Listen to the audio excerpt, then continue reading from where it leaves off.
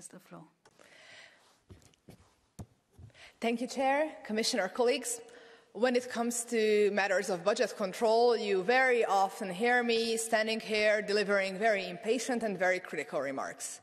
But this time, let me use this opportunity to not only thank the rapporteur for an excellent job, but also to take a much more positive approach. Because the European Commission's recent decision to reform the EU's blacklist and exclude fraudulent applications from receiving EU contracts is a very important breakthrough. And it is also a victory for this Parliament. And also, let me add, maybe a bit of a personal legislative success for me, myself, and the Renew team, because right from the start of this mandate, we have been calling for an effective blacklist. We raised the specific case of Viktor Orbán's son-in-law, who continued to receive large amounts of EU money, even though he has a record of fraud concluded by the EU's own investigators. So why aren't such applicants blacklisted, we kept asking.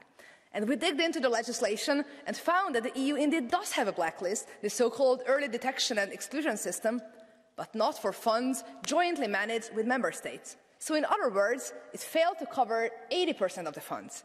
So we raised this problem in letters, we organised a committee hearing, and then the Commission agreed with us, which is great, that this glaring loophole needs to be closed. This is just common sense, colleagues. The EU must not give second and third and 11th chances after a proven record of fraud. EU funds are not a right, but a privilege. And those who already proved to be underserving should not be granted this privilege. And I'm very glad that as a result of the work of the Renew team and myself, our EU legislation now reflects this. Thank you very much.